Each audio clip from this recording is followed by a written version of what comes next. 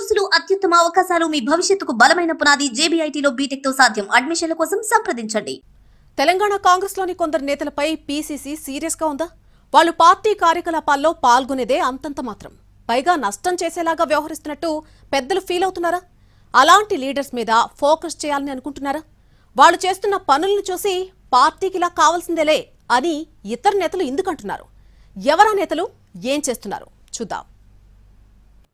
నేను ఆశించింది ఇవ్వట్లేదు కాబట్టి నేనింతే అన్న ధోరణిలో కొంతమంది నేతలున్నట్టు భావిస్తోంది తెలంగాణ కాంగ్రెస్ నాయకత్వం. అలాంటి వాళ్లలో విజయశాంతి ఒకరు అన్నది ముఖ్య నేతల ఫీలింగ్ అట. గడిచిన కొద్ది రోజులుగా అడపాదడపా విజయశాంతి చేస్తున్న ట్వీట్స్ కాంగ్రెస్ ను ఇరకాటంలోకి నెట్టేలా ఉన్నాయని అంటున్నారు. తాజాగా షాబాద్ ఘటనపై విజయశాంతి ఫేస్బుక్ లో ఒక పోస్ట్ పెట్టారు. అందులో ఆమె వ్యక్తం చేసిన అభిప్రాయాలు పార్టీని ఇరుకును పెట్టేలా ఉన్నాయని పీసీసీ భావిస్తోందట. ఆమెతో పాటు రేణుకా చౌదరి వ్యాఖ్యలపై కూడా పార్టీ కొంత సీరియస్ గానే ఉందని అంటున్నారు. ఎమ్మెల్సీ అయ్యాక విజయశాంతి మంత్రి పదవి ఆశించినట్టు ప్రచారం జరిగింది.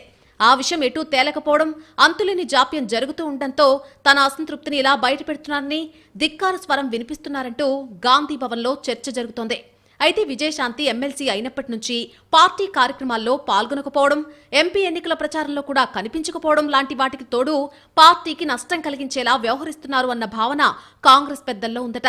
అధిష్టానం నుండి ఆశీస్సులతో ఎమ్మెల్సీ అయిన విజయశాంతి ఇక్కడ ఏం జరిగినా హస్తంలో చెప్పుకోవచ్చనే ధీమాతో ఉన్నారనే ఇంకో వెర్షన్ పార్టీ వర్గాల్లోనే వినిపిస్తోంది. విపక్షంలో ఉన్నప్పుడు పార్టీ కోసం పనిచేసిన వారిని కాదని పదవులు ఇస్తే ఇలాగే ఉంటుంది అంటూ కొందరు కామెంట్లు చేస్తున్నారు.